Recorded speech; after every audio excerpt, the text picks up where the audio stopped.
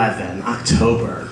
And Travis Haywisher came up to me and he said, you know, we'd really like to cover your story in 614 magazine.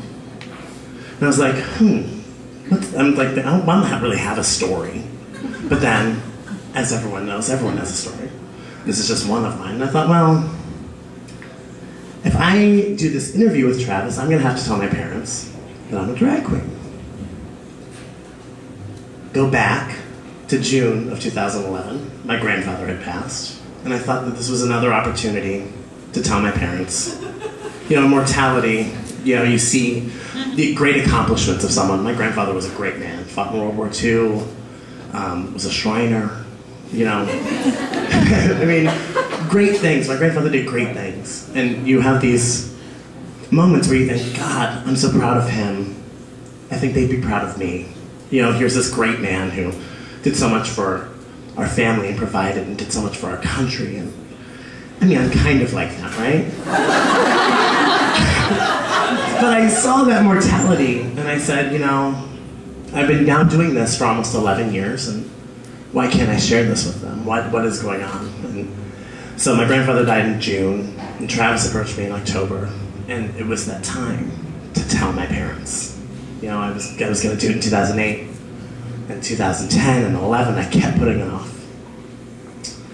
So Travis approached me with the idea and I kept going back and forth with him on it. And he said, you know, it came to a point where he's like, I really need this to know if you're going to do this or not, because if you're not, then we're, you know, we can just tell another story about you, but I'd really like to tell this story, you know, that I kind of shared with him. And he said, you know, give me some time.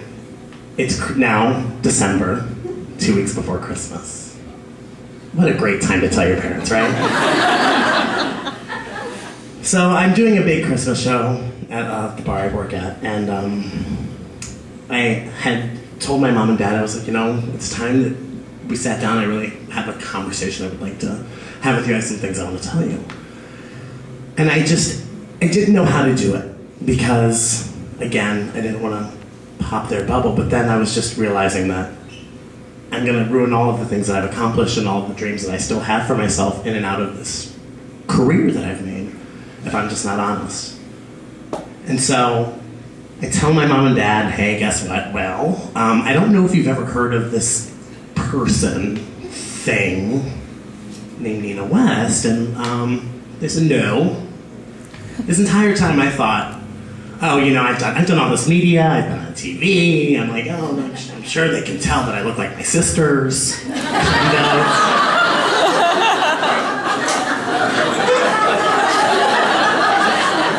I mean, because I kind of do. I mean, I look like a cross-section between my mother and my sister Amanda. I'm kind of like, hey, just a little bit taller, a little bit taller. So I kind of thought, well, they obviously know.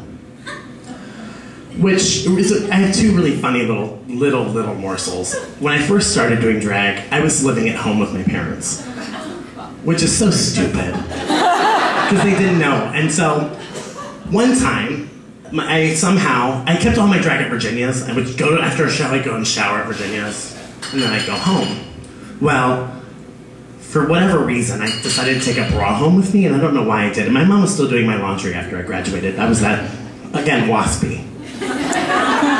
And my mom was still doing my laundry, and somehow there was a bra that had gotten in my laundry. And my mom goes, Andrea, what's this? I was like, oh shit. That belongs to my best friend Patricia. That's Patricia's bra. It was huge, huge. And Patricia is sitting right over there, and she's got gigantic breasts. And I was like, it's totally Patricia's. It's Patricia's bra. My mom totally bought it. Or, well, she seemed to. And then I had a white shirt with makeup all over the collar. And she goes, whose makeup is this? And I was like, Patricia was practicing makeup on me for a class. We graduated already. My mom was at the graduation. She saw Patricia there.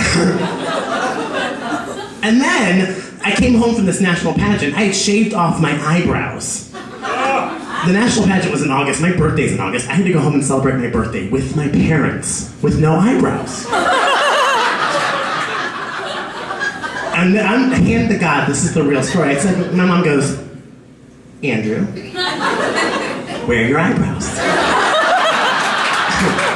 And I said, You're never gonna believe this. I was playing this drinking game with my buddies. I was playing this drinking game with my buddies, and I totally bet them on this thing, and if I lost, I'd shave off my eyebrows, and I lost. My mom was like, "That's idiotic." I was like, "I know, right? I don't know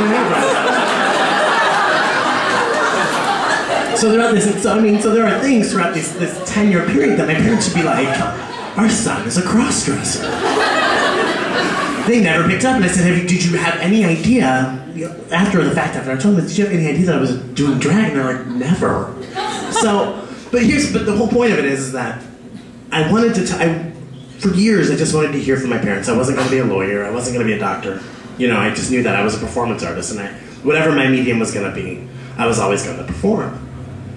And I never thought I would ever hear my parents say, "I'm proud of you.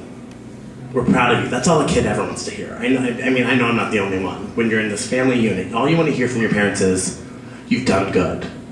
I'm proud of you." So that was that huge, huge moment of saying to my parents, this is what I've done. This is what I'm doing.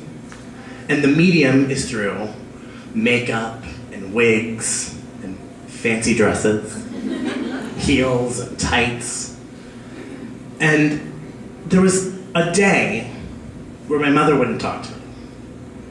And my dad needed some space. Totally understand. People say when you come out to your parents, when you're gay, as much time as it's taken you to tell them, they need as much time to process it. So if you wait, if you come out to them at the age of 12, your realization is it's taken you 12 years. If you come out to them at 16, that's what I'd heard. So I'm thinking, oh shit, I'm gonna tell them I'm a drag queen. It's gonna take them forever to understand what this means. So it was about a day. And so back to that Christmas show that we were doing at the bar, and I get a phone call. And it's my dad. And my dad says, "Andrew, we just want you to know we're very proud of you." And that moment, it was in a voicemail. I've saved that voicemail. I'll never delete that voicemail.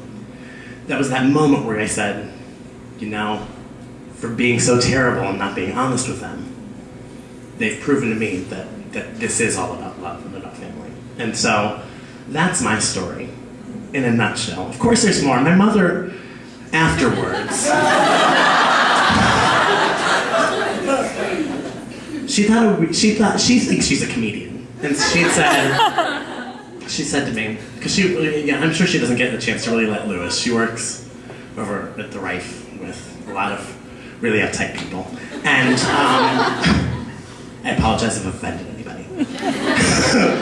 But she likes to let loose a little bit, and she said, "So do you go out shopping like that?" And I'm like in drag? We shop like to Easton? She goes, "Yeah, do ya?" I was like, "No." She goes, "Oh, that'd be so funny." It would, Mom, it would. Thank you so much.